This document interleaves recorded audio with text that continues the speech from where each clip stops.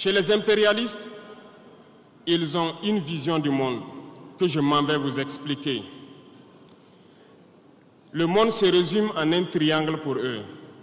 Vous verrez le triangle dans la plupart de leurs insignes. Peut-être que vous ne comprenez pas, mais le monde se résume en un triangle. Pour eux, au sommet du triangle, se trouve l'empire du bien. Et l'empire du bien, c'est eux. C'est la prospérité, c'est tout ce qui est positif. C'est eux qui ont droit à tout ce qui est bonheur sur ce monde. C'est eux qui ont droit à toutes les richesses. C'est à eux d'imposer leur manière de voir le monde. C'est à eux d'imposer leur vision, leur mode de vie. Voilà pourquoi, pendant la colonisation ou leur conquête, je dirais, ils venaient vers nos terres et ils disaient qu'ils ont découvert nos terres parce que pour eux, nous sommes des sauvages. Nous n'avons rien de comme eux, en fait. Donc, ils nous appelaient des indigènes et c'est eux, le peuple. Ils s'arrogent tous les droits et pour eux, le monde doit marcher comme ce qu'ils veulent. À la base du triangle, il y a deux empires. D'un côté, l'empire du mal, selon eux, et l'empire des esclaves de l'autre côté. Voilà comment ils voient le monde. Ils combattent l'empire du mal. Pour eux, l'empire du mal doit disparaître.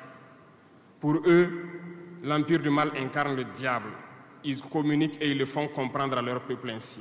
Je prendrai le cas de la Russie, où tous les stratagèmes ont été mis en œuvre pour l'effondrer avec le président Gorbatchev.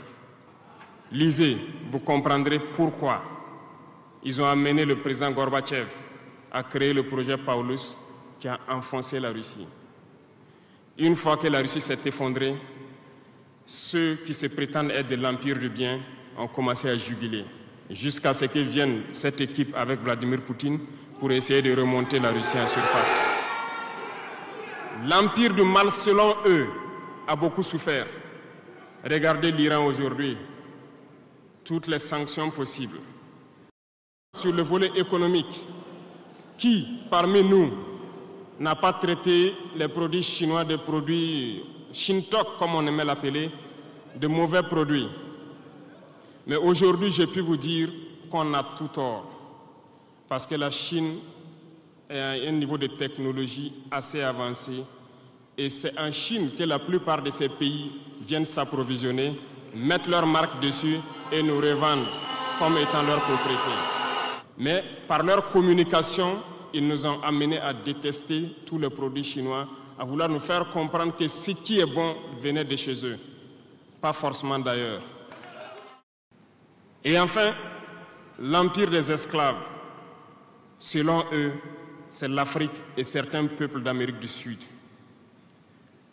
Dans leur tête, comme je le disais dernièrement, l'Afrique les appartient, nos terres les appartiennent, les richesses de l'Afrique sont pour eux.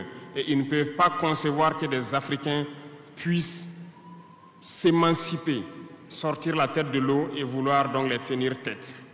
Et pour cela, ils se sont mis un cliché en tête. L'Africain est facile à manipuler, il n'est qu'émotion.